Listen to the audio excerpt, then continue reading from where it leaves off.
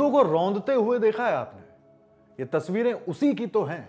जब रोजगार के आंकड़े दिए जाते हैं तो शायद इनकी गिनती कर ली जाती है, लेकिन फिर ये मामूली खिलौना हो जाते हैं जिन्हें कोई भी तोड़ देता है। इस कदर तोड़ता है कि जल्दी जुड़ पाना कहां आसान है।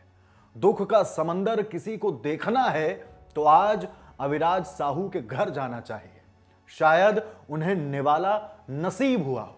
अब मध्य प्रदेश की जबलपुर कोतवाली के पास अंजलि समोसा सेंटर का ठेला लोग ढूंढते हैं, वो लोग जिन्होंने अब तक यह वीडियो नहीं देखा है।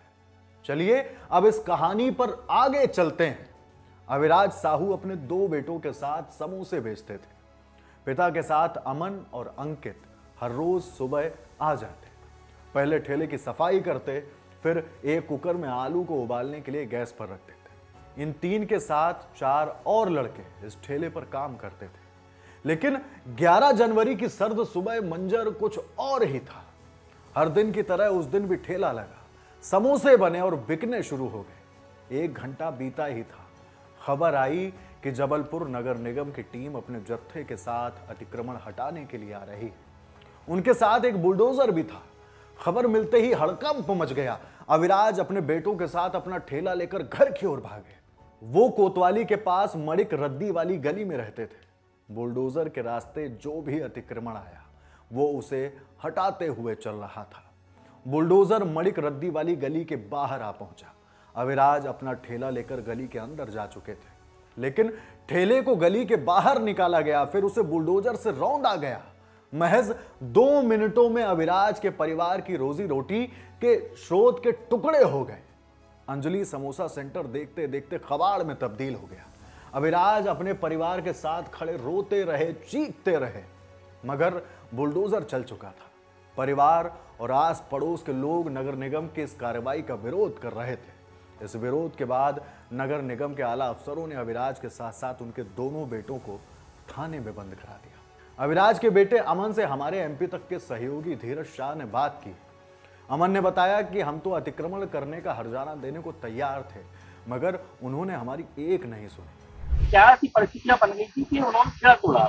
भैया मुझे भी ये चीज नहीं पता, मैं तो खुद जानना चाहता हूँ किसी ने उनको बोला क्या कि ये ठेला ही बस तोड़ना। आप ये बताइए कि जब मैं अलग कर चुका हूँ अतिक्रमण की जगह से, मैं अपने घर पर लाके कुलिया के अंदर ठेला खड़ा कर चुका हूँ, तो कुलिया के अंदर से अधिकार नहीं है अतिक्रमण का कि घर के अंदर कुलिया के अंदर से बीच सड़क पर ले आके तोड़ दिया जाए। हाँ, अगर मैं चाहता हूँ कि अतिक्रमण की जगह में हूँ तो उसका जुर्माना मैं भरने के लिए तैयार था। उस आवेश ये पता नहीं चला किस आवेश में उन्होंने मेरा ठेला बीच सड़क पर ले जाकर जेसीबी चलवाई। क्या क्या कार्रवाई हुई आपकी? मेरे ऊपर, मेरे को थाने में बंद कराया गया, फिर मेरे को जेल भिजवाया गया, फिर कल पैसा भी मेरा लगा, जमानत सब चीज में पैसा लगा। एक दिन हमको जेल काटनी पड़ी पूरी, हमें, हमारे साथ साथ पापा जी को, हमारे बड़े भाई को। अविराज के परिवार में 6 लोग हैं। उनके परिवार की आय का स्रोत यही ठेला था। उनके छोटे बेटे अमन की शादी को महज 8 महीने हुए। ऐसे में नगर निगम के इस एक्शन की वजह से पूरा परिवार परेशान है। नगर निगम की इस कार्रवाई के बाद महापौर जगत बहादुर सिंह का भी बयान आया है। उन्होंने कहा है कि नगर निगम का काम किसी को परेशान करना नहीं है। अगर किसी का ठेला अनायास तोड़ा गया है तो उसे मुआवजा दिया जाएगा। मैंने अधिकारियों से इस बारे में जानकारी ली थी कि ऐसा क्यों हुआ, तो उन्होंने जो मुझे बताया, उनका कहना ये था कि हम लोग अतिक्रमण की कार्रवाई कर रहे थे, वो जो ठेले वाले थे वो हुज्जत कर रहे थे और वो हटाने के लिए किसी भी तरीके से तैयार नहीं थे और वो बदतमीजी पे उतारू थे, ऐसा बताया गया मुझे उसके बारे में समझना है। मैं वो जो ठेले वाले मालिक हैं, मैं उनसे भी बात करूँगा कि उनकी क्या तकलीफ थी, क्या पीड़ा थी, और उसको ज़रूर से उनके साथ बैठकर उस पर चर्चा करूँगा। हम लोगों का उद्देश्य शहर को व्यवस्थित करना है। हमारा उद्देश्य कहीं से भी किसी को पीड़ा पहुँचे, ये नगर निगम अमले का काम नहीं, जिला प्रशासन और पुलिस प्रशासन का काम नहीं है। हम लोग तो व्यवस्थित तरीके से लोगों का आवागमन ठीक हो।